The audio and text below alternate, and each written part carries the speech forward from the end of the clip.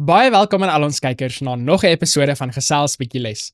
My naam is Armin Kritzinger en elke week doen ek die volwasse les van die Sewende Dag Adventiste Kerk. Ons vra nie vir donasies nie, maar jy kan hierdie program ondersteun deur asseblief vir ons op die like knoppie te druk. Lewer asseblief vir ons kommentaar. Dankie, amen. Van waar luister julle af? Daarso in die koue Suid-Afrika of waar ook al julle in die wêreld mag wees. Ons waardeer verskriklik baie julle ondersteuning. Party van julle wat elke week bietjie vroeg hierdie les luister aan die begin van die week, het agtergekom dat hierdie week is die les 'n bietjie laat en dit is soos wat baie van julle seker nou al gehoor het. Ek het 'n noodoperasie gehad vroeg hierdie week in die vroeë oggende van maandagooggend, het my blinde darm gebars en toe het hulle darm my lewe gered en nou is ek terug by die huis en so ons is reg vir gesels 'n bietjie les. Nou voordat ons in hierdie week se les gaan inspring, kom ons sluit ons oë vir 'n woord van gebed. Ons Vader wat in die hemel is, baie dankie dat ek nog lewe en dat ons hierdie week bietjie weer les kan gesels. Ons vra vir die Heilige Gees om nou saam met ons te wees, om ons te leer wat waar is, sodat ons meer en meer soos Jesus kan wees. Ek bid en ons vra dit alles in Jesus se naam alleen. Amen. Baie dankie vir almal van julle wat hierdie les met julle Afrikaanse vriende en familie deel. Onthou, ons wil Jesus groot maak. Jesus is lief vir Afrikaanse mense, hy is lief vir Suid-Afrika. En so onthou, ons is hierdie kwartaal 3 van 2026, 13 lesse oor 1 en 2 Korintiërs en hierdie week is ons by les nommer 7. Nou hierdie week se les se titel is Die liefde uitmuntend uitgebeeld. En dan sal twee mense lyk dit my daarso wat so mooi hande vashou, seker 'n mooi uitbeelding van die liefde. Nou ons geheue teksvers is daarso uit 1 Korintiërs hoofstuk 13 vers 13 en nou bly geloof, hoop, liefde. Hierdie 3, maar die grootste hiervan is die liefde. En later in hierdie week se les gaan ons bietjie meer na daardie vers kyk. Ingeval julle wonder wat dit nou mag beteken. So die liefde oorwin alles, dis wat die Bybel vir ons sê, nie net die skrywer van die les nie. Dit is waarom Paulus so baie daaroor te sê gehad het. En dan sê dit vir ons hierso die Griekse woorde wat julle baie gaan sien hierdie week se les. En so julle het seker al gehoor dat agape is 'n woord wat gebruik word in die Bybel vir liefde, om hierdie liefde te beskryf waaroor ons hierdie week gaan gesels. Dit is 'n algemene woord en Paulus gebruik dit sommer 135 keer in sy sendbriewe. Dit is omtrent halfte van die kere wat dit in die Nuwe Testament gebruik word. Maar onthou, Paulus het soos 'n groot deel van die Nuwe Testament geskryf. En wat kan ons hieruit aflei? Dat die liefde is 'n hooftema vir Paulus in sy sendbriewe aan die Korintërs. En onthou, liefde is eintlik maar 'n hooftema van die hele Bybel. Selfs as jy die Gees van Profesie lees en daai groot 5 boeke, weet as jy begin die heel eerste sinnetjie van patriarge en profete, dan gaan dit oor liefde en die heel laaste sin in groot stryd gaan ook oor liefde. Die Nuwe Testament bevat vele merkwaardige skrifgedeeltes oor liefde. En dan luister daarso vir ons 'n hele paar, maar niks kan naby 1 Korintiërs hoofstuk 13 kom nie.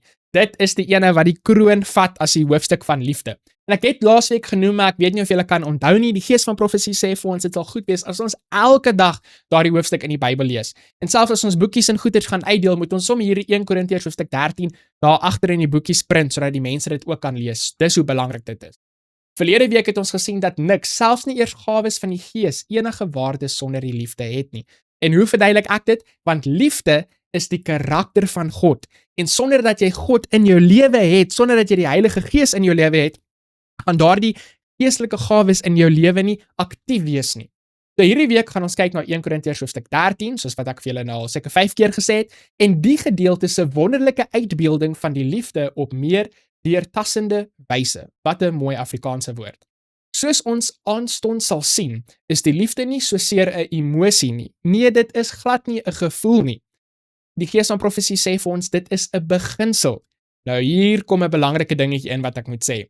Die probleem wat ons gaan sien in hierdie week se les is juist dit, dat baie mense weet dat liefde is belangrik en dat God is liefde en die Bybel gaan oor liefde, maar hulle het 'n misverstand oor wat liefde nou eintlik werklik waarlik is. Want hulle liefde en hulle begrip van liefde kom nie uit die Bybel uit of die Gees van Profesie uit nie. Nee, hulle begrip van liefde kom uit wat hulle in hierdie fliek gesien het of wat hulle in hierdie boek gelees het of wat hierdie oom vir hulle gesê het. En so dis een of ander emosie of gevoel en emosies kom en emosies gaan. Maar God se woord staan vas en vir ewig. Maar eintlik is dit 'n ingesteldheid, 'n houding waaraan mens in die alledaagse lewe uiting moet gee. Wat liefde werklik is en hoe dit prakties werk, kom tot volle uitdrukking in die lewe van Jesus. Nou liewe kyker by die huis, daai sinnetjie daar aan die einde van Sabbat som die hele week se les vir ons mooi op. So, lekker slaap almal, mag julle 'n wonderlike week verder hê. Is eintlik wat ek nou maar kan sê, maar daar's nou nog 'n ander paar dae van hierdie week se les. So, ons gaan voort. Maar as jy alles gaan mis wat ons hierna gaan praat, daardie is die hoofgedagte van les nommer 13. So as jy Sabbat daar in die kerk sit en jou predikant vra vir jou, wat se bydrae kan jy maak tot hierdie week se les? Dan blaai jy vinnig daarso na Sabbatmiddag toe, dan lees jy net daai laaste sinnetjie daarso, want regtig dit is die opsomming van hierdie week se les. Dit is prakties werklik die karakter van God, die lewe van Jesus, en ons moet soos Jesus wees, as hy liefde is, moet ons soos Jesus wees, dan moet die liefde soos ons wees. So hierdie week se les gaan basies ons nou net help om 'n beter begrip te hê van wat liefde nou eintlik is volgens die Bybel. So Sondag se titel is die onontbeerlikheid van die liefde. Onontbeerlikheid. Dit is 'n woord wat ek nie baie gebruik nie. Hoe baie gebruik julle daai woord onontbeerlikheid? So julle moet maar bietjie gaan opsit, wat beteken daai woord? Maar omdat ek ook die Engelse les doen, weet ek waarvan dit vertaal is, en dit beteken dat liefde is nie ietsie opsioneel nie. Liefde is ietsie wat 'n moet is. Dit moet daar wees. Jy kan nie sê, ja, jy weet, in my Christelike lewe kan ek liefde hê, of ek kan nie liefde hê nie. Nee, dit is 'n moet. Dit is nie ietsie opsioneel nie. So verlede week het ons die liefde as tema aangeroer, soos dit in 1 Korintiërs hoofstuk 13 uiteengesit word. Dit beteken, ons het net bietjie liggies daaraan gevat. Maar hierdie week wil ons nou ordentlik kyk wat dit beteken. So kom ons begin. Ons gaan lees 1 Korintiërs hoofstuk 13, die hele hoofstuk, al 13 versies.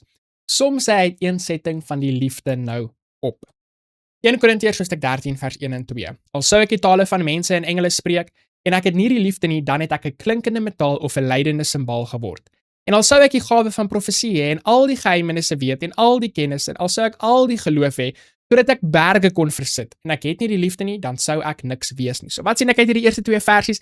Hy gebruik hierdie uiterstes. Nie probeer sê dat, jy weet, jy kan baie geloof hê en berge versit en nog steeds nie die liefde hê nie. Nee, dis nie wat hy vir ons probeer sê nie. Hy gebruik hierdie uiterstes om te sê, al kon jy dit doen, al kon jy hierdie onmoonlike dinge doen, maar jy het nie liefde nie, dan beteken dit niks. So dis nie iets opsioneel nie. En al sou ek al my goed uitdeel en al sou ek my liggaam oorgee om verbrand te word en ek het nie die liefde nie, dan sou dit my niks baat nie. Die liefde is lankmoedig en vriendelik, die liefde is nie jaloers nie, die liefde praat nie groot nie, is nie opgeblaase nie, handel nie onwelvoeglik nie, soek nie sy eie belang nie, word nie verbitterd nie, reken die kwaad nie toe nie, is nie bly oor die ongeregtigheid nie, maar is bly saam met die waarheid. Dit bedek alles, glo alles, hoop alles, verdra alles. Die liefde vergaan nimmer meer. Maar profeseë, hulle sal tot niet gaan, of tale, hulle sal ophou, of kennis, dit sal tot niet gaan. Want ons ken ten dele en ons profeteer ten dele. Maar as die volmaakte gekom het, dan sal wat ten dele is tot niet gaan. Toe ek 'n kind was, het ek gepraat soos 'n kind, gedink soos 'n kind, geredeneer soos 'n kind. Maar nou dat ek 'n man is, het ek die dinge van 'n kind afgelê. Want nou sien ons deur 'n spieël in 'n raaisel, maar eendag van aangesig tot aangesig. Nou ken ek ten dele, maar eendag sal ek ten volle ken, net soos ek ten volle geken is. En nou bly geloof, hoop, liefde. Hierdie 3, maar die grootste hiervan is die liefde. So daai is die hele 1 Korintiërs hoofstuk 13. Nou die vraag daarso was, som Paulus se uiteensetting van die liefde nou op. Nou liewe kyker by die huis, kom ek speel oop kaarte met julle vandag. As ons nou Paulus se uiteensetting van liefde gaan opsom, wat hy ons nou net hierso gelees het wat die hele hoofstuk is, en hierdie hele hoofstuk is waaroor ons les gaan, dan gaan ek basies die hele les met julle moet deurgaan, en dan is ons hele les verby, weer eens. So, ons kan nie dit heeltemal opsom nie, want dis mos nou waar die les gaan hierdie week. So as ek dit met 'n eenvoudige sinnetjie, 1 of 2 sinnetjies moet probeer verduidelik, sal dit wees, dat liefde is nie ietsie opsioneel nie. Dit is iets wat verskriklik noodsaaklik is in die Christelike lewe. Dit is nie een van die noodsaaklike nie. Ons sal sê dit is die noodsaaklikste in die Christelike lewe. Want onthou, soos wat ons later gaan sien in die les, liefde is die karakter van God. En jy gaan nie 'n Christen kan wees as God se karakter nie in jou is en binne jou woon nie. Want onthou, die hele Christelike lewe is 'n oorgawe van jou lewe aan Jesus en hoe hy sy lewe binne in jou uitleef. So Paulus probeer nie hier sê dat die spreek van tale, profesie, geheimenisse, kennis, geloof, welwillendheid nutteloos is nie. Ons weet hy sê dit nie, want ons het nou laasweek gesien hoe belangrik dit is. Dit is slegs sonder liefde dat hulle so word. Hulle gaan nie eers daar wees sonder die liefde nie, want die liefde is die dryfkrag wat die gawes van die Gees aktief gaan maak in ons lewens. En so laasweek het ek gesê, as jy rondom jou kyk en jy kyk na jou eie lewe en jy voel dat, waar's die geestelike gawes, dit lyk net of ek hulle nie kan sien nie. Dis omdat die liefde nie daar is nie. En ons weet dit is waar, want ons kyk na die Laodicea boodskap in Openbaring hoofstuk 3 en ons sien die liefde is nie daar nie. So as die liefde daar gaan wees, as ons eendag op 'n reendag ons harte gaan oopmaak vir Jesus om in te kom, want hy staan daar en hy klop, maar as hy eintlik nou gaan inkom, binne ons gaan woon, dan gaan daai gawes van die Gees aktief wees en evangelisasie gaan ontplof en dan gaan eenheid wees en al hierdie dinge wat ons nou dink onmoontlik is, gaan moontlik wees. So die soort liefde waarvan Paulus hier praat, is nie die soort wat mense veral, in party engele sal sinne gebruik soos ek is lief vir arbeie, of ek is lief vir my vriende, of ek is lief vir my man of my vrou, of wat ook al nie. Nou, kom ek wees eerlik met julle, liewe kyker by die huis. Hierdie is die een paragraafie in hierdie week se les, wat ek regtig wens, hulle liewers maar uitgelos het. Hoekom sê ek so? Want, ek dink, die tipe liefde wat jy vir jou vriende het, die tipe liefde wat jy vir jou man, jou vrou of jou kinders het, is ook hierdie liefde wat van gepraat word in 1 Korintiërs hoofstuk 13. Jy sien, ek dink die probleem is dat baie mense dink, die liefde wat jy vir jou man het, is net erotiese liefde. Maar dit is nie so nie. Ons het meer as een tipe liefde vir jou man of vir jou vrou. Daar's meer as een tipe liefde wat jy kan hê vir 'n persoon. En so die les weerspreek amper homself hierso, want dit sê dan hierso vir ons, die liefde wat hierso van gepraat word, dit beteken dat ons optrede, gevoelens, gedagtes heeltemal aan die liefde van Christus en ons medemens wy. Nou, as ons praat van ons medemens, sluit dit nie ons vriende in nie, sluit dit nie jou man en jou vrou en jou kinders ook in nie. So definitief, die les probeer hierso vir ons die hoofgedagte is nou maar net om te besef, dat 1 Korintiërs hoofstuk 13 praat nie van erotiese liefde nie. En dan sê die les hierso vir ons, 1 Korintiërs 13 word baie keer gebruik by troues en so aan, maar ek sal sê, as die predikant daarvoor staan en hy praat met die paartjie daar, dink ek nie almal het erotiese liefde in hulle gedagte nie. Hulle dink aan 1 Korintiërs hoofstuk 13 se liefde. 'n Man en 'n vrou het ook agape liefde vir mekaar, om geduldig te wees en al hierdie ander mooi dinge wat ons gaan kyk in hierdie week se les.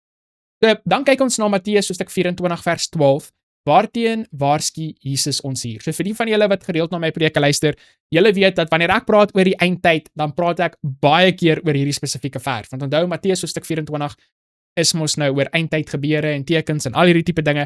En ek voel net, hierdie is daai enetjie wat mense nie so baie oor praat nie, so dan probeer ek maar oor te praat. So die Bybel sê daarso vir ons, en omdat die ongeregtigheid vermeerder word, sal die liefde van die meeste verkoel. So dinge in die wêreld word slegter en slegter en slegter en slegter, en dan lyk dit asof die mense se liefde net soos 'n vliegtuig is wat besig is om te vul. Nou, in plaas daarvan om net rondom jou te kyk en te sê, ja, ek kan dit sien in my kerk, ek kan dit sien by die werk, in die skool, hierso by die ouete huis, ek kan dit sien in die koerante op die nuus. Wat van in jou lewe? Wat van in my lewe? Is ons liefde ook besig om koud te word? Jy kyk rondom jou na mense wat miskien verskillende politieke idees het of ander kultuur het en ietsie soos dit, en dan frustreer dit jou so dat jou liefde vir daardie mense begin koud word. En dit klink vir my, as ek hierdie les verstaan, asof dit bietjie gevaarlik is. So dit is waarom agape liefde so onontbeerlik, essensieel, noodsaaklik is. So danksy die krag van Christus kan ons nie toelaat dat die liefde in ons huise, gemeentes en in ons woonbuurte verkoel nie. Die voorbeeld van Christus, die het ons, daar waar hy aan die kruis vir ons gesterf het. 'n Beter en kragtiger uitdrukking van agape liefde het ons nie op die aarde nie. Hoewel ons pogings daartoe nooit teen Christus se uitdrukking kan opweeg nie, behoort ons dit in welke mate ons ook al kan, deur die genade van bo in ons lewens te openbaar. So wat ook al die maksimum hoeveelheid liefde is wat die Here weet ons kan openbaar in ons lewe, jy kan dit doen. Nie as gevolg van jou nie, nie as gevolg van jou krag en jou vermoëns en al daai tipe dinge nie, maar as gevolg van die genade van bo. In die Here se woord is skepende krag om dit waar te maak in jou lewe, sodat jy die hoogste standaard van liefde kan bereik wat hy vir jou en vir my bepaal het. So die uitdrukking van hierdie soort liefde kan 'n kragtige en positiewe impak op iemand se lewe maak. Dink nou aan voorbeelde waar mense eintlik 'n behoefte daaraan gehad het, waar dit ongelukkig nooit ontvang het nie. So 'n praktiese voorbeeld wat ek miskien met julle kan deel, is soos wat ek vroeër gesê het, hierdie week was ek in die hospitaal gewees, sommer vir 'n hele paar aande gewees. En weet julle wat? Daar's party mense in die hospitaal wat nie besoekers ontvang nie. En ek dink, so bietjie agape liefde sou hulle ondervinding net baie beter gemaak het. En as ek kyk na die verpleegsusters wat bietjie agape liefde het en hoe hulle met die mense te werk gaan en hoe hulle die mense behandel en hanteer, dan lyk dit asof die pasiënte nogal heel gelukkig is. En as ek kyk na die verpleegsusters wat so bietjie knorrig is en nie so lekker agape liefde daarso het nie, dan lyk dit asof die ondervinding van die pasiënte nie so lekker is nie. Nou so wat kan ek nou eintlik hier uit leer? Is dat Jesus se agape liefde reël vir die heelal is nie net ietsie wat hy net opgemaak het nie. Dit is die beginsel wat die beste werk. Dit is die beginsel wat die vreugde, vrede en geluk van die heelal beskerm en bewaar. En dit maak my verskriklik dankbaar dat hy my God is, dat ek 'n Christen is en dat hy die waarheid met my deel, sodat ek ook hierdie vreugde, vrede en geluk in my lewe kan hê. Nou Maandag se titel is Hoe die liefde optree. Dan kyk ons daarso na verse 4 tot 7 in 1 Korintiërs hoofstuk 13 en die les noem hierso vir ons 7 dinge wat die liefde doen. Nou ek hou baie van daardie manier want dit is maar soos werkwoorde basies. Jy weet, liefde is nie net ietsie wat jy sê of wat jy dink nie. Liefde is ietsie wat gedoen moet word. En dan sal jy sien vir elke 7 van hierdie werkwoorde of ek dink is werkwoorde, ja, dit sê werkwoorde daarso, het ons die Griekse woord hierso.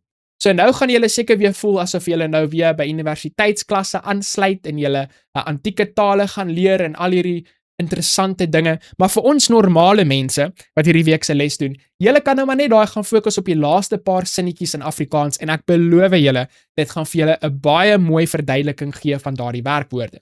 So die eerste een sê lankmoedig, 'n bietjie geduld. Geduld beklemtoon ook die vermoë om mekaar in liefde te verdra. 'n Praktiese voorbeeld van dit sal wees, weet, jy's opgewonde oor ietsie nuuts wat jy geleer het, maar iemand anders in die kerk, iemand anders in jou familie het dit miskien nou nog nie geleer nie. So, 'n bietjie geduld, bietjie lankmoedigheid om te besef dat, weet, almal is nie op dieselfde punt in hulle Christen reis nie. En daar's bietjie ander dinge wat die mense moet leer wat ons miskien al geleer het en miskien is daar dinge wat hulle al geleer het wat ons nog moet leer. So 'n bietjie geduld, 'n bietjie lankmoedigheid is belangrik. Ek dink dit sal die eenheid in die kerk help, dit sal dit beskerm. Dan is daar vriendelik en om te gee. So wanneer Paulus sê dat die liefde omgee, oftewel vriendelik is, bedoel hy dat mens in jou naaste liefde die barmhartigheid en genade van God teenoor ons het, moet weerspieël. So ek hou van daai woord barmhartigheid, bietjie genade vir ander mense, bietjie grasie. So hierdie vriendelik en omgee, dink ek is regtig soos 'n sambreel wat so baie ander liefde optredes onder dit gaan vashou. So ek dink Paulus is baie slim in hoe hy die woorde gebruik hierso. In plaas van vir ons 'n 9 volume boeke te skryf oor weet wat liefde is of ietsie soos dit, gee vir ons 'n lekker mooi opsomming hierso wat beginsels bevat wat baie dinge dek wat nie noodwendig so uitgespel word hierso nie. As ons kyk na nommer 3, dit is saam bly in die waarheid. So dit is op die vermoë om saam met ander vreugde te ervaar. Laat die son net tog asseblief bietjie skyn in iemand anders se lewe ook. As ietsie goed gebeur in hulle lewe, in plaas daarvan om te sê, ja, jy weet, maar dis mos gekoop met die geld wat hulle by die bank geleen het of ietsie soos dit. Laat die son bietjie skyn in iemand anders se lewe. Bietjie vreugde in iemand anders se lewe. Natuurlik as dit weet iets is wat binne die wil van die Here is en ietsie wat reg is en so aan. So ek dink dit is belangrik. Dan kyk ons na nommer 4 hierso. Dit sê bedek alles. Julle sal sien nommer 4 hierso en nommer 7, hulle sit hierdie twee basies saam en hulle sê, jy dink ons weet, hulle is maar min of meer dieselfde ding. Nou, ek sal bietjie verduidelik wat ek dink miskien anders kan wees dan hulle twee. So, bedek beteken basies hierso om ietsie deur te druk, om ietsie te verdra miskien. Die deursettingsvermoë kom duidelik in 1 Korintiërs hoofstuk 9 vers 12 voor. So met die gevolg dat die meeste Bybelkenners en vertalers in Engels die tweede opsie verkies het. Ons gaan sommer hierso sê, die deursettingsvermoë om deur te trek. Hou aan, moenie opgee nie. Is miskien 'n eenvoudige kleuterskool Afrikaans manier om dit te sê. Dan nommer 5, glo alles. Dit beteken nie noodwendig jy alles wat almal vir jou sê is nou net die waarheid nie. Ons moet nou nie so reageer daarop nie. Wat dit beteken is gee vir mense die twyfel, die voordeel van die twyfel. Nou vir die van julle wat gereeld met my praat, julle weet dis ietsie waarvoor ek baie lief is. Jy weet as iemand ietsie verkeerd doen, dan sê ek altyd gee hulle die voordeel van die twyfel. Miskien is hulle nie sleg nie. Miskien het hulle net nie geweet nie. Miskien het hulle net nie geweet nie. Selfs Jesus toe aan die kruis was, het hy ons gebid. Weet liewe Vader, vergewe hulle asseblief, omdat hulle basies nou nie geweet het nie. Gee vir mense daai voordeel, want baie keer het jy al dinge in jou lewe gedoen wat nie so goed is nie, en die rede was nie omdat jy, weet, saam met die duiwel wou gehardloop het of iets soos dit nie. Miskien is dit omdat jy net nie van beter geweet het nie. So, glo alles in hierdie sin is, gee mense die voordeel van die twyfel. Dan nommer 6 hierso is, hoop alles. So, die oortuiging of verwagting dat iets goeds gaan gebeur. Weet, die Here is lief vir jou, hy is geïnteresseerd in jou lewe, ietsie goed kan gebeur. Selfs hierdie week was nou nie die wonderlikste week in my lewe gewees nie. En wie van julle wat my ken, julle weet, alles wat kan verkeerd gaan in my lewe gaan mos altyd verkeerd. Ek het dit nog eers vir julle genoem nie, maar Vrydag aand het my vrou se ouma gesterf en toe moes my vrou soontoe gaan by die ouma se begrafnis en toe was ek nou alleen gewees met my kinders by die huis en dis nou toe my blinde darm gebars het en al die dinge gebeur het. Maar kan nog steeds 'n bietjie hoop hê. So wat sal ek sê was die goeie punt uit hierdie hele situasie? Wel, in die hospitaal kon ek iemand ontmoet wat deel is van 'n spesifieke geloofsgroep wat baie moeilik is om oor te praat met Jesus. En hy het oorkant my gelê in die hospitaal en ek het 'n geleentheid gehad om met hom te praat en hy het my 'n bietjie vertel van sy lewe en die dinge waarmee hy sukkel en ek het met hom gepraat oor my Christen lewe en oor sy geloofstelsel wat ek ook so 'n bietjie ken en hom 'n bietjie aangemoedig.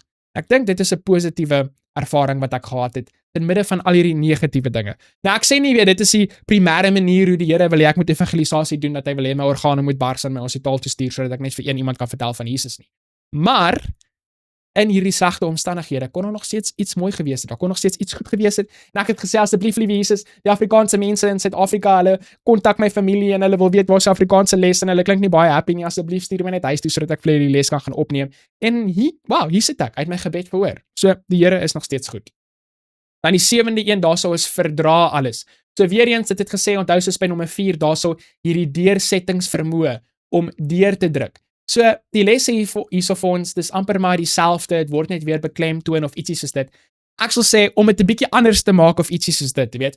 Miskien wat hy in gedagte gehad het is verskillende situasies. Weet, partykeer wat jy moet verdra is omstandighede, soos 'n siekte of 'n operasie. Ek weet ek praat baie daaroor want dis nou wat met my gebeur het. Of miskien het jy geval en jou been seer gemaak of ietsie soos dit. Ander kere is jou ietsie wat jy moet verdra, wat jy deur moet druk, 'n situasie met mense. Miskien 'n familielid wat sukkel met iets wat jy nou moet uithelp en hulle het nou by jou ingetrek, by jou kom bly of ietsie soos dit. Miskien is die een bietjie hoe jy mense moet verdra en die ander een hoe jy ander situasies in jou lewe moet verdra wat niks met mense te doen het nie. So ek dink op die einde van die dag, het maak nou nie saak of hierdie is soos wat dit is nie. Die beginsel bly waar dat in al hierdie situasies deursettingsvermoë om deur te druk is 'n belangrike beginsel van die liefde. So dan as ons kyk na hierdie verse wat ons nou gesels het, hierso op maandag se deel van die les, en ons vergelyk dit met Galasiërs hoofstuk 5 vers 22 tot 23 wat die vrug van die Gees is, in watter opsigte stem hierdie skrifgedeeltes ooreen? Hoe kan ons hierdie soort liefde in ons eie lewens verwesenlik? So kom ons lees dan daai verse net sodat ons weet waarvan ons praat. Maar die vrug van die Gees is liefde, blydskap, vrede, lankmoedigheid, vriendelikheid, goedheid, getrouheid, sagmoedigheid, selfbeheersing. Teen sulke dinge is die wet nie. So definitief 'n paar dinge wat genoem word in 1 Korintiërs hoofstuk 13 oor liefde, is ook 'n paar dinge wat genoem word hierso in Galasiërs hoofstuk 5 oor liefde. Nou dit is nou nie vir ons baie groot verrassing nie. Hoekom nie? Want albei praat oor die karakter van God. Die vrug van die Gees, die heel eerste ene wat daarso genoem word, is liefde. So party mense dink, jy weet, miskien is liefde weer eens soos die sambreeltjie en al die ander dinge is nou maar net onder die sambreeltjie. Of miskien is dit nie, dit maak nie saak nie. Die belangrike ding is dat die liefde is daarso. Die vrug van die Gees is die karakter van God. In 1 Korintiërs hoofstuk 13, liefde is ook die karakter van God. So, hoe kan ek hierdie liefde dan verwesenlik in my lewe? Eenvoudig, prakties, klein kindertjies by die huis, julle moet dit kan verstaan. Hoe kan ek liefde hê in my lewe? Hoe kan ek die vrug van die Gees hê in my lewe? Kom na Jesus toe in gebed en sê, liewe Heer, alles wat ek geleer het in die Bybel en in die gees van profesie, ek wil hê dit moet waar wees in my lewe. So alles wat nou in my lewe is, wat teenstrydig is met die woord, ek gee dit nou op, ek gee dit nou oor, en ek maak 'n keuse in my brein, dat ek wil lewe volgens u woord, en ek weet ek het nie die krag om my woorde waar te maak in my lewe nie, maar ek glo dat in daardie woorde self is die krag wat dit gaan waar maak in my lewe. En liewe kyker by die huis, dit werk. Hoekom weet ek dat dit werk? Want ek het dit al in my eie lewe gedoen, en ek weet dit werk. En ek ken ander mense wat dit gedoen het in hulle lewe, en dit het ook gewerk. Dit werk. Proe dit vir jouself. Dit is hoe jy hierdie Galasiërs hoofstuk 5 kan verwesenlik in jou lewe, en ook 1 Korintiërs hoofstuk 13. Dan as ons kyk na Dinsdag se deel van die les, hoe die liefde nie optree nie. So Dinsdag is amper nou maar soos die teenoorgestelde van Maandag se deel van die les. Dis nou maar die ander kant van die koin wat ons nou omgeflip het. Ons het maandag gekyk na die 7 positiewe dinge wat liefde doen. En nou hierso op Dinsdag gaan ons kyk na die dinge wat liefde nie doen nie. En ons gaan sien daar's 8 van hulle. So dit vra vir ons om weer eens te lees hierso daai paar verse en ons sal dit doen.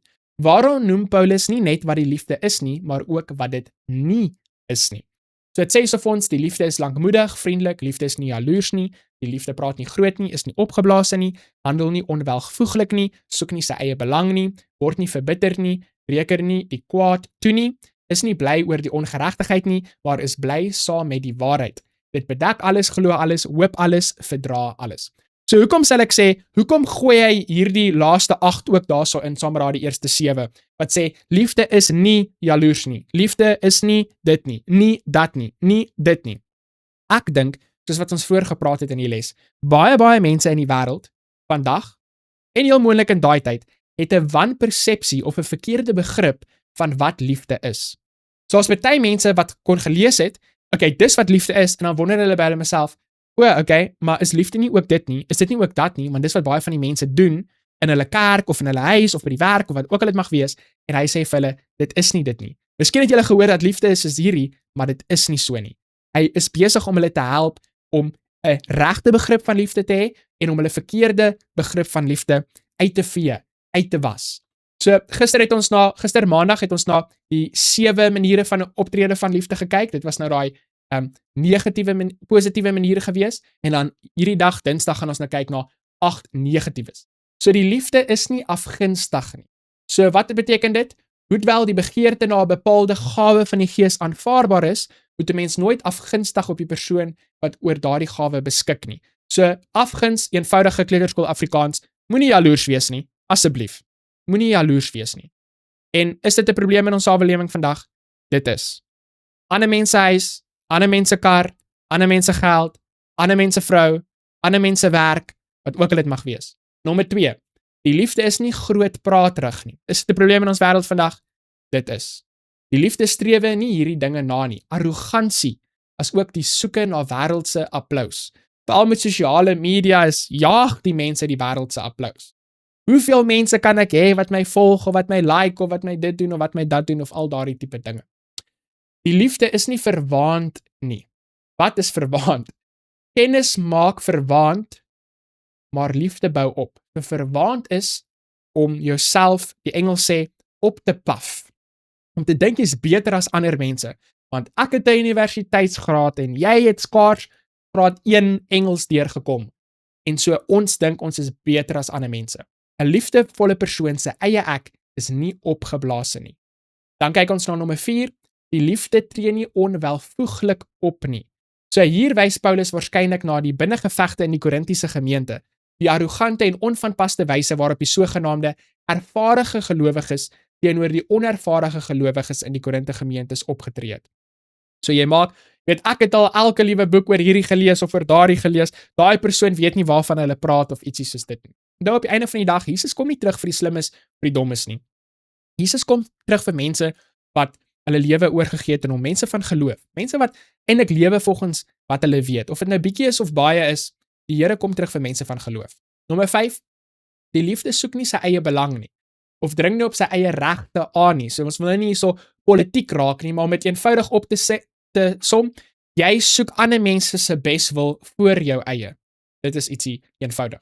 Dan nommer 6, die liefde is nie lig geraak nie. So die liefde is dus nie, soos die volgende Afrikaanse uitdrukking dit sal stel, kort van draad nie. 'n Liefdevolle persoon is nie 'n kruikie roer my, of 'n kriewelkop, of 'n nikkebol nie. Dink, is Afrikaans nie mooi nie? Dit is pragtig. Dit is woorde wat ek vir my vrou en my kinders moet leer. 'n Kriewelkop of 'n nikkebol.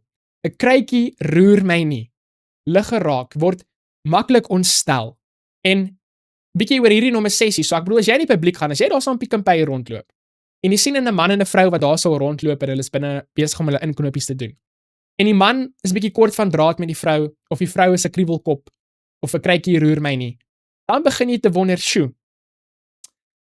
ek weet nie of hulle liefde vir mekaar so aan die brand is nie. En so, definitief, ons net ietsie binne in jou as jy sê, dit lyk nie soos liefde nie. Die liefde hou nie boek van die kwaad nie. Dit beteken natuurlik dat die liefde vergewe. Daar's vergifnis. Jy hamer nie heeltyd op foute wat mense 500 jaar terug gemaak het nie. Beweeg bietjie aan, asseblief. Die liefde verbly hom nie oor onreg nie. Nie net is daar geen boekhouding van die kwaad by die liefde nie, maar ook geen verknetering in daardie flaters wat iemand begaan het nie. Om grappies te maak oor mense wat verkeerde dinge of slegte dinge doen nie. Dit is nie van pas nie. Dan Woensdag se titel is 'n uitbeelding van Jesus.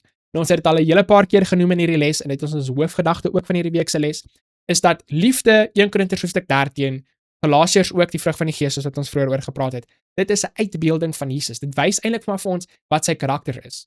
So die lesse hierso vir ons, partykeer dan lees mense 1 Korintiërs hoofstuk 13 en dan voel hulle bietjie frustreerd. Hoekom? Want gou besef ons dat ons skiet bietjie kort. Al hierdie karaktereienskappe word nie in ons lewens gesien nie. Nou, hoekom is dit so? Moenie paniek nie. Moenie van die skip afspring nie. Onthou, die Here is besig om in jou lewe te werk en in my lewe te werk. En jy kry nie noodwendig van dag 1 af 'n 100% volledige prentjie van Jesus nie. Jy kry so bietjie. En soos wat jy dit aanneem in jou lewe en volgens dit leef en dit waar is in jou lewe, so leer hy vir jou nog 'n bietjie en nog 'n bietjie en nog 'n bietjie.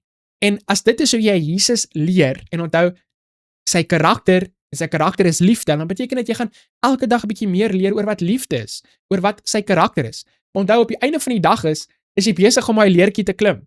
Jy kan nie van die leertjie afval of net op die trappie nommer 1 sit nie.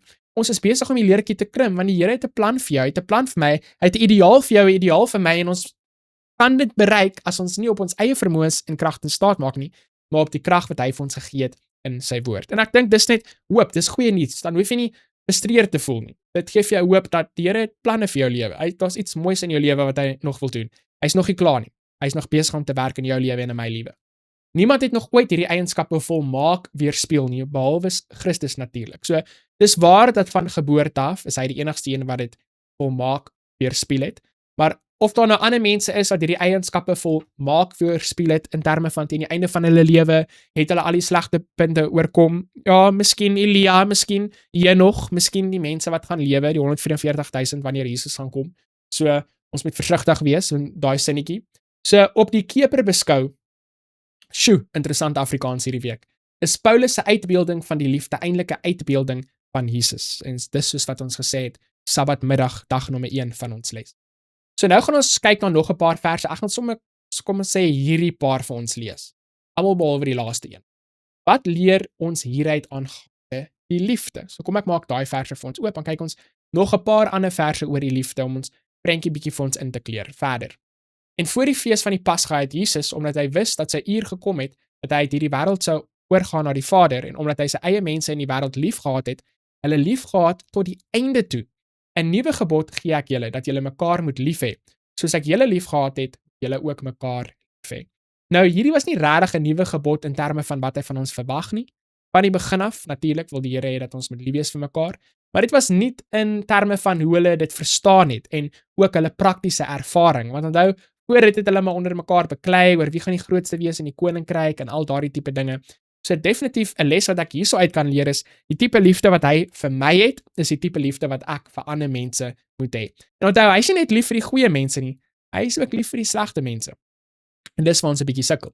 Johannes hoofstuk 15 vers 9 en 12, baie soortgelyke gedagte. Soos die Vader my liefgehad het, het ek julle ook liefgehad, bly in hierdie liefde van my. Dit is my gebod, dat julle mekaar moet lief hê, net soos ek julle liefgehad het. En dis eintlik interessant. Hy sê soos die Vader hom liefgehad het, so het hy ons lief. En soos hy ons lief het, so moet ons mekaar lief hê. So as jy daai treintjie al die pad terugvolg, dan moet ons mekaar lief hê, soos wat die Vader die Seun lief het. Dit is die standaard van liefde wat hy vir ons stel. Nou weer eens, jy kan frustreerd voel of mismoedig word. Hoe gaan ek dit ooit bereik in my lewe? Hou op om na jouself te kyk, hou op om na jou vermoëns staat te maak. Daar's krag in sy woord om dit waar te maak in ons lewens. Dan kyk ons na Timoteus, hoofstuk 1 vers 14. En die genade van ons Here was baie oorvloedig met geloof en liefde wat in Christus Jesus is. So daai liefde en geloof kom saam met die genade, net soos wat geloof 'n gawe is wat die Here vir ons gee uit sy genadegawe, so is die liefde ook. So moenie in jouself die liefde gaan soek nie. Nee, die Here sal in jou werk en hy sal daai liefde tot volmaking bring in jou lewe. Dan in 2 Timoteus hoofstuk 1 vers 7 en 13, want God het ons nie 'n gees van versadigheid gegee nie, maar van krag en liefde en selfbeheersing. Hou as voorbeeld van gesonde woorde die wat jy van my gehoor het en geloof en liefde wat in Christus Jesus is. So hier praat hy van Selfs die woorde wat kom met geloof en kom ook in liefde. En ek kan eerlikwaar vandag getuig dat ek is regtig 'n baie anders persoon vandag as wat ek 15 jaar terug was. Baie anders. En ek dink nie ek moet 15 jaar terug te gaan nie. Ek dink ek is 'n baie anders persoon vandag as wat ek 5 jaar terug was. 2 jaar terug was. En ek bedoel op die einde van die dag moet ons kan sê ek is 'n ander persoon as wat ek gister was. Want elke liewe dag, soos wat ons met die Here stap, kan ons meer en meer soos Jesus word, soos wat hy sy waarheid aan ons openbaar en deur sy genade hy ons verander. Veral in liefde, as ek terugkyk na my lewe, het ek baie gegroei in my liefde teenoor mense, want dit is nie ietsie wat net natuurlik daar was nie. Dan 1 Johannes hoofstuk 3 vers 16, jy weet baie mense hulle ken mos Johannes 3 vers 16. Maar ek hou baie van 1 Johannes 3 vers 16. Dit sê hieraan het ons die liefde leer ken, dat hy sy lewe vir ons afgelê het en ons behoort ons lewe vir die broeders af te lê. So ek hou van hierdie Bybelvers asof dit vir ons sê hierso is ons God se liefde vir ons leer ken. Nie wat hy vir ons sê nie, maar wat hy vir ons gedoen het. As jy kyk na die kruis, is dit die grootste prentjie van die liefde van God vir jou en vir my. Hy wys vir jou deur aksie, deur wat hy doen, wys hy vir jou die liefde. So dan sê die les hierso vir ons baie belangrik, jy weet, God is liefde. Wat 'n gedagte is, 'n lyntjie, 'n toutjie wat ons deur hierdie hele week se les trek. So lief het hy ons gehad dat hy sy eniggebore seun gegee het. Jesus is die absolute toonbeeld van liefde en ons stem 100% daarmee saam. En dan, as jy kyk, hoe praat die Bybel van Jesus, dan sal ons sien dat baie van daai karaktereienskappe wat ons in 1 Korintiërs hoofstuk 13 gelees het, word gebruik vir Jesus. Jy weet, baie keer dan vat mense mos 1 Korintiërs hoofstuk 13 en daarso waar dit sê liefde, dan haal jy nou die woord liefde uit en dan sit jy jou eie naam, dan vra jy vir jouself, jy weet, is dit waar in jou karakter? En dit is letterlik waar vir Jesus. Die Bybel sê vir ons dat hy is geduldig in 1 Timoteus hoofstuk 1 vers 16. Hy daai verdraagsaamheid. Jesus is vriendelik en hy gee om. 1 Petrus hoofstuk 2 vers 3. Jesus verheug hom in die waarheid in Johannes hoofstuk 15. Jesus bedek en verdra alles in Hebreërs hoofstuk 12 vers 2 en vers 3. En Jesus hy glo alles. Toe Ananias moes gaan om vir Paulus te ondervra, ten einde die egtheid van sy bekering te bepaal, het Jesus die volgende oor Paulus gesê: ek het hom gekies as my werktuig. So ons sien hierdie karaktereienskappe van 1 Korintiërs hoofstuk 13, sien ons in die lewe van Jesus. En nou die praktiese vraag is, liewe kyker by Jesus, wat van jou en wat van my? Is dit waar dat hierdie dinge ook in ons lewe gesien word? En as dit nie waar is nie, dan hoef jy nie te wag vir môre of oormôre of vir jou verjaarsdag of vir Kersfees of 'n nuwe jaar nie. Dit kan vandag waar wees in jou lewe. Stappie vir stappie, bietjie vir bietjie. Op watter ander maniere wys Jesus vir ons wat ware liefde is? So weer eens, definitief soos wat ek nou voorheen in die les ook gesê, die grootste manier is vir my wat hy vir my doen. En natuurlik die kruis 2000 jaar terug is natuurlik die grootste prentjie van liefde, dat die God van die heelal gewillig is om vir my te sterf, is ietsie wat vir ewig my denke te bowe sal gaan. Maar behalwe wat hy vir my 2000 jaar terug gedoen het, wat hy vir my doen vandag? Hoe hy my gehelp het hierdie week sodat ek vandag nog kan lewe en nog die les kan doen. Ek kon gesterf het hierdie week. Of wat hy vir my gedoen het 5 jaar terug of 10 jaar terug, hoe hy my kinders gehelp het of my vrou gehelp het, die wonderwerke wat hy vir my gedoen het, hoe hy my gehelp het om waarheid met mense te deel, waarheid oor hom met mense te deel. Al hierdie dinge kan ek sien dat hy my bes wil in gedagte. Hy stel belang. Liewe kyker by die huis, Jesus stel belang in jou en in my. Daar waar jy sit, miskien voel jy alleen, miskien voel jy, weet ons niemand wat vir jou omgee nie. Miskien het jy nie baie vriende nie, daar's nie iemand wat jou eintlik bel of vir jou WhatsApp boodskapie stuur of ietsie soos dit nie. Weet net dat Jesus gee om. Jesus gee om. En Jesus is genoeg. Jesus is altyd genoeg.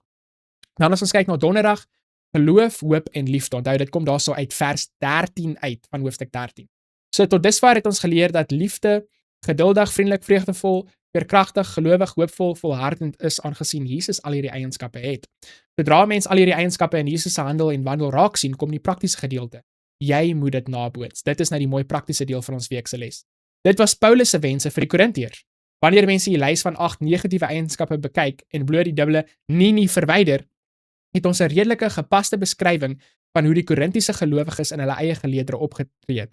Nou liewe kyker by die huis, dis nie net waar vir hulle daar in Korinthe nie, maar dis ook waar ongelukkig vir ons vandag. Selfs in ons eie kerke, selfs in ons eie persoonlike lewens, tree ons ook so op. Ons is jaloers, ons is trots, ons lag vir ander mense wanneer hulle verkeerde dinge doen, ons maak grappies. Eendag sal ons nie meer net aan profesie hê nie. Ons gaan ook net een taal almal praat. Feilbare menslike kennis sal met 'n splinternuwe kennis van God vervang word. Maar die Bybel sê vir ons, Die liefde sal nooit vergaan nie. So wat beteken dit nou eintlik? So geloof, wanneer God eendag gaan kom, gaan vervang word met wat ons kan aanskou, wat ons kan sien. Onthou, geloof is om te glo dat God se woord gaan waar wees, al kan jy dit nie nou sien nie. Maar in daai oomblik as jy daar by hom staan, dit wat hy gaan praat, gaan geskep word, jy gaan dit kan sien. En die hoop ook, ons hoop mos nou op 'n dag wanneer Jesus eendag gaan terugkom. So wanneer hy nou teruggekom het, dan kom daardie hoop tot 'n einde. Maar die liefde gaan vir ewig aanhou. Hoekom? Want dit is die karakter van God. Liefde is die beginsel van die 10 gebooie. Dit is die fondasie van God se regering. Dit sal nooit tot 'n einde kom nie. As liefde tot 'n einde kom, dan kom alles tot 'n einde. Die hele heelal en ons almal en alles is net weg, heeltemal weg. Dit kan nie tot 'n einde kom nie. So binnekort sal ons Heer en Heiland van aangesig tot aangesig sien. Ek hoop regtig dit is waar. Tot tyd en wel moet ons lewens aan die volgende 3 vorms van deugde gekenmerk word: geloof, hoop en liefde. Hierdie groep van 3 verteenwoordig die volheid van die Christelike lewe wat ons deur die Heilige Gees lei. En die Here kan vir ons al 3 daardie gee as gawes. Dit is waarom die gelowiges van die vroeg-Christelike kerk dikwels daarvan melding gemaak het. Ons sien dit heel dikwels in die Bybel, dis waar. Die liefde is egter die grootste van die 3. Dit is per slot van rekening die enigste deugde waarmee die aard en wese van God self beskryf word. So God is liefde. Let op die Bybelse stelling en bepeins dit. Hoe behoort ons dit reg te verstaan? Dit is iets wat ons net in dele kan begryp. Waarom is dit nietemin sulke goeie nuus vir ons? So God is liefde, dit is die beginsel van sy wet, die wet is die weerkaatsing van sy karakter. Die belangrike ding is dan om te verstaan wat liefde is. Die eerste 4 gebooie verduidelik vir ons hoe om lief te wees vir God. En die laaste 6, hoe om lief te wees vir ons medemens. En dat ons al hierdie mooi gedeeltes in die Bybel, soos in Galasiërs oor die vrug van die Gees, en ons het 1 Korintiërs hoofstuk 13, dit kleur vir ons die prentjie oor liefde en hoekom, om vir ons 'n duideliker prentjie te gee van God se karakter. So definitief of dit nou die vrug van die Gees is, of dit die 10 gebooie is, of dit 1 Korintiërs 13 is oor liefde, al hierdie dinge stap hand aan hand met mekaar. So waarom is dit goeie nuus vir ons dat God liefde is? Want hy is almagtig, hy kan enige iets doen, maar hy is liefde. Dit beteken hy stel belang in jou lewe en in my lewe. Hy wil hê wat die beste is vir jou en vir my en vir die heelal. En dis hoekom ek so opgewonde is om in sy koninkryk onder sy regering te woon. Nou, Vrydag is daar baie mooi gedeeltes uit die gees van profesie uit. Ek gaan dit vir ons lees want dit is net so mooi en belangrik. Sê hierso vir ons uit Handelinge van die Apostels: as mense hart nie oorloop van liefde vir God en vir jou medemens nie, ongeag hoe indrukwekkend jou belydenis is jy nie 'n ware disipel van Christus nie. Selfs al is jou geloof sterk en selfs as jy vermoë om wonderwerke te doen, beteken dit net mooi niks sonder die liefde nie. Selfs al is jy vreeslik vrygewig en gee al jou besittings aan die armes, maar jou beweegrede is nie opregte liefde nie, het die Here geen behaag in jou liefdadigheid nie. Selfs al is jy so vuur en vlam vir Christus dat jy 'n martelaarsdood sterf, maar liefde was nie jou dryfveer nie, is jy 'n waansinnige dweper of 'n eersugtige skynheilige in die oë van God. So dis harde woorde, maar dis belangrike woorde. Ons preek tot vervelings toe. Ons grootste behoefte is egter liefde vir verloorgaande siele, die soort liefde wat in oorvloed vanuit die troonkamer van God stroom. Dit is my begeerte op die oomblik in my lewe. Om die seën van die Here te hê in my lewe en om die liefde te hê vir mense wat verlore is. Vir daai mense wat slegte dinge doen. Nie net daai mense wat die goeie dinge, die mooi dinge doen, die vriendelike mense nie. Daai mense wat so kort van draad is. Daai mense wat jou sleg behandel. Ek wil daardie liefde vir hulle hê soos wat Jesus vir hulle het. Ware Christendom kring uit deur mense se hele wese. Elke noodsaaklike deel word aangeraak, die brein en die hart, die hande wat help en die voete, sodat mens kan vas staan waar God jou geplant het, sodat jou voet nie op allerlei dwaalweë beland nie, sodat jy nie uiteindelik behoeftige siele soos die verlamde man in die Bybel wegwys nie. Christus se vurige liefde en brandende begeerte vir die redding van verloregaande siele is die lewensbloed van die Christelike geloof. Dit is wat ek wil hê, daardie vurige liefde en brandende begeerte vir verloregaande siele. Slegs die liefde wat uit Christus vloei, kan heling bring. Daardie heling daarso is genesing. Die een in wie die liefde so sap in 'n boom bloed in die liggaam vloei, slegs deur hom kan die verwonde siel herstel word. Al ons drama in ons lewe en al hierdie tipe dinge, ons kort die Here ons te geniet. Dan het ons 4 besprekingsvrae hierso op Vrydag. Die eerste een sê: let op Paulus se lys van die eienskappe van ware liefde. Dink jy dit is volledig? Wat sou jy bysit indien dit nie is nie? Ek hou nie daarvan om dingetjies by die Bybel te sit nie. Ek dink die Heilige Gees is nogal slim met wat hy doen. So, ek dink dit is volledig, en hoekom sal ek so sê? Onthou vroeër het ek gesê, want baie van daai woorde sien ek soos sambreel-woordjies, wat ander dingetjies onder dit val. So as mense sou wou bysit, dink ek dat dit wat hulle sou wou bysit, sou onder een van daardie ander woorde geval het. En ek dink ons kan dieselfde sê oor die vrug van die Gees in Galasiërs ook.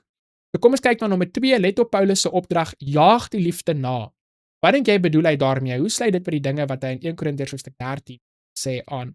Ek dink die rede hoekom hy vir ons sê ons moet die liefde aanjaag of najaag, is omdat liefde is nie iets wat natuurlik in ons is nie. Die karakter van God is nie iets wat van nature af van geboorte in ons is nie. As gevolg van sonde en ons sondige natuur is dit iets wat ons verlore het, en so ons moet jaag na liefde, is iets wat ons moet soek, sodat God deel kan wees van ons lewe, nie net 'n deeltjie nie, maar die hele deel, dat hy totaal en al kan oorneem in ons lewe, en dat hy sy lewe kan uitleef binne in ons. En hoe gebeur dit? Deur 'n totale oorgawe te maak aan sy woord, om te sê, nie my wil nie, maar u wil. Nie my manier van dinge doen nie, maar u manier van dinge doen. Dan as ons kyk na nommer 3, watter eienskappe van die liefde benodig jy die meeste in jou alledaagse lewe? Soos wat ek 'n oomblik terug gesê het, dit is hierdie vurige liefde vir verloorgaande siele. Daai mense wat sleg is, die slegste mense in die dorp. Ek wil 'n liefde hê vir hulle siele. Watter eienskap is van groter belang vir heel gemeente? So ek is seker elkeen van ons sal 'n antwoord hê vir ons gemeente, maar definitief die dinge van moenie jaloers wees nie, weet, al daai tipe dinge is definitief belangrik. So terloops, waarom vergelyk Paulus die liefde met gawes van die Gees, soos profesie, die spreek van tale, as ook kennis? Want profesie, spreek van tale en kennis kan 'n rol speel om mense nader aan Jesus te bring, en dieselfde is ook waar met liefde. Liefde kan 'n rol speel om mense nader te bring aan Jesus. Al daardie is gawes van die Gees, en almal van hulle is vir die doel om eenheid te bring in die kerk, en ook om die evangelie uit te dra aan ander mense en vir hulle te wys wie Jesus regtig is. Dan nommer 4, Paulus sin speel daarop dat die liefde die groot antwoord op die gebrek aan eensgesindheid onder die Korintiese gelowiges was. Hoe so? En hoe geld dit ook vir ons hedendaagse gemeentes? Hoekom is liefde die antwoord op al die probleme in ons kerke? Want liefde is die karakter van God. En as elke lidmaat in ons kerk die karakter van God gehad het, sou ons nie net eenheid in ons kerk gehad het nie, dan sou ons seker al in die hemel gewees het teen hierdie tyd. So definitief, dit is die teenoorgestelde karaktereienskappe van Christus, wat ons aan vasklou, wat die probleme veroorsaak in ons kerk. So soos wat ons dan ons hand in Jesus se hand plaas, ons lewe in sy hand plaas, en afskeid doen van daardie karaktereienskappe wat nie deel van Christus is nie, so gaan dit beter en beter gaan in ons persoonlike lewens, en dan ook by die werk, by die kerk, en al daai tipe dinge, totdat Jesus se mense reg is, sodat hy sy kinders kan kom haal. So, ek is baie opgewonde en dankbaar en bly vir hierdie goeie nuus, dat hierdie liefde, wat ons sien in die Bybel, wat ons sien in die lewe van Jesus, kan ook waar wees in jou lewe en in my lewe. En dat ek hoef nie vir die krag te gaan soek of die vermoëns te gaan soek om dit waar te maak nie, maar Jesus beloof vir my. Krag is in sy woord, dat hy hierdie verwagtinge wat hy het van my en vir jou, dat hy dit kan waarmaak in ons lewe. Sodat ander mense Jesus in ons kan sien. Onthou, die laaste boodskap wat gaan uitgaan na hierdie wêreld, is 'n openbaring van God se karakter van liefde. Dit beteken dat al die karaktereienskappe en die beginsels wat ons in die Bybel gesien het, gaan in ons lewens geopenbaar word aan die mense rondom ons, sodat mense klomp Christene gaan sien wat rondloop op hierdie aarde, wat soos Jesus lewe, en dit oortuiging tot hulle harte gaan bring. Kom ons sluit ons oë vir 'n woord van gebed. Ons Vader wat in die hemel is, dankie vir vrede, dankie vir lewe, dankie vir vriende, dankie vir die les. Dankie vir liefde. Liewe Vader, laat elkeen van ons 'n totale oorgawe maak aan U, sodat hierdie karaktereienskappe van Christus teenwoordig sal wees in ons lewe. Sodat hy totaal en al beheer sal neem van ons lewe, soos wat ons dag tot dag oorgee aan hom. Dankie dat U in al ons behoeftes voorsien, ons fisiese behoeftes, soos wat U ander mense genees daarso by die huis van ons kykers en ook vir my. Ek bid spesiaal vir ons geestelike behoeftes, dat U sal doen wat ook al nodig is, sodat ons oë gefestig sal bly op U. Ek bid vir al ons kykers by die huis, U weet presies wat hulle nodig het, mense wat sukkel met werk, met hulle gesondheid, en hulle gesinne, hulle families, wat ook al dit mag wees. Ek bid en ek vra dit alles in Jesus se naam alleen. Amen. Baie dankie Suid-Afrika en Afrikaners van reg oor die wêreld dat julle aangesluit het hierdie week vir les nommer 7 van Gesels bietjie les. Bid maar asseblief bietjie hierdie week vir my gesondheid, sodat dit bietjie kan herstel, sodat ek weer bietjie rond kan hardloop saam met my kinders, en dat hulle weer op my rug kan spring en alles. Ek mis daardie goeie ou dae. En dan moet asseblief nie volgende week mis nie. Volgende week is ons weer Sondag, Maandag vroeg weer terug met les nommer 8, dan gesels ons bietjie les.